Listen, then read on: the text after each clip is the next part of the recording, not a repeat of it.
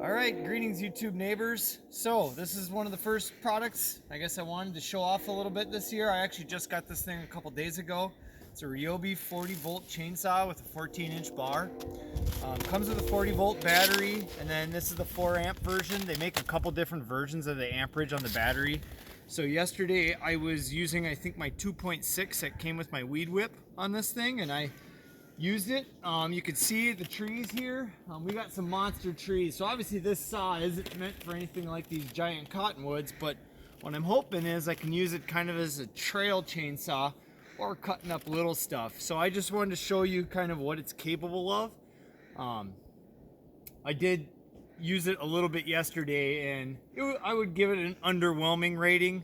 It does it pretty good at the small stuff, but I'll let you guys listen. And the one thing about the saw already I've noticed, so to get it to go, you thumb this thing back, press the trigger like a chainsaw, and away you go.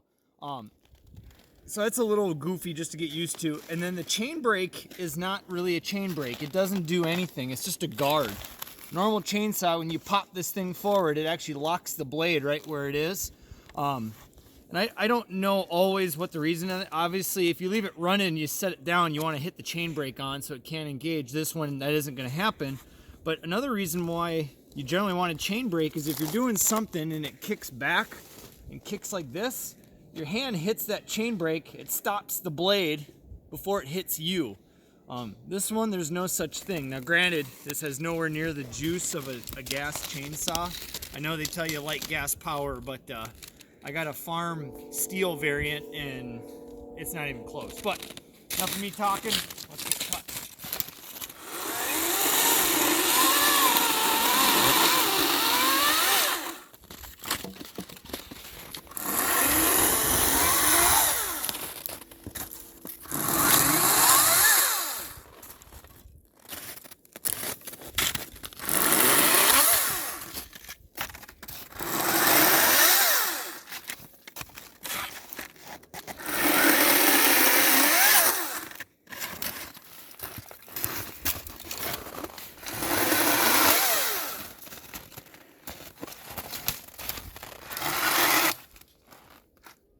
Right there is kind of what you see when it gets jammed. It'll just stop.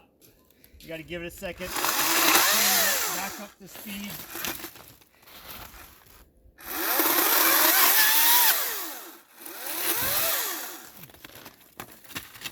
It's a little bit bigger piece. I'll try to cut through just to give you an idea.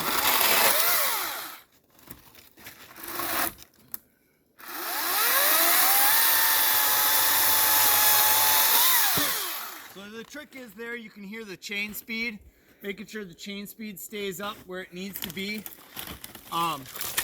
Unlike a gas where you can kind of muscle through it when it starts to bog down, this one you have to baby it a little bit and pay attention to what you're doing.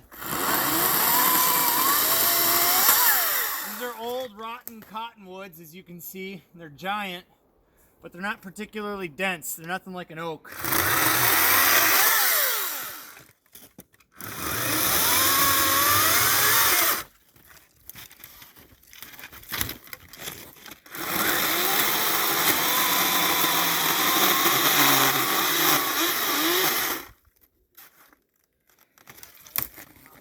All right, let's do a good sized piece, see how it does.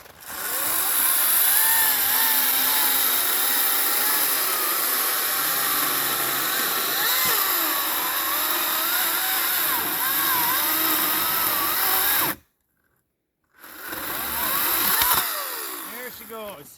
So yeah, that's on a relatively fresh battery. I would look at getting a 6 amp if you want to use this thing more. It takes about an hour and a half to get it fully charged.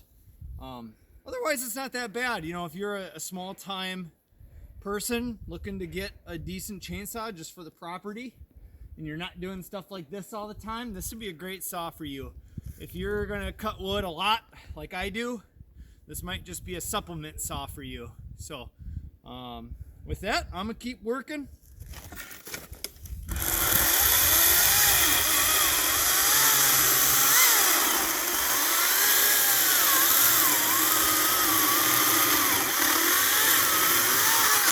Another small difference Because on here it's hard to see. Generally a chainsaw, you're gonna have spikes here. I call them dogs. I don't know actually what they're called. Here the dogs are just these little plastic things with no bite. So it's harder to get leverage. I mean, really the saw, you can't push it through stuff like you could a gas. So it's probably good it doesn't have it, but it is another one of those differences that every chainsaw in the world has that except for this one. So.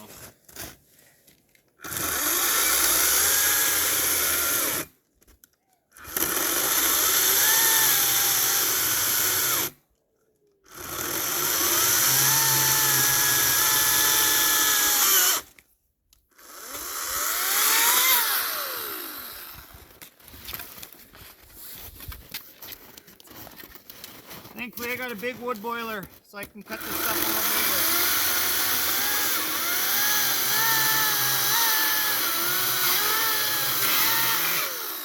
I got through about 2 trees yesterday with the other battery. So that's, I mean, maybe a half hour, probably not.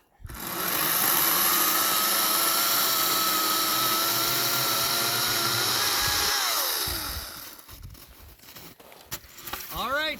If you have any questions, let me know. Thank you.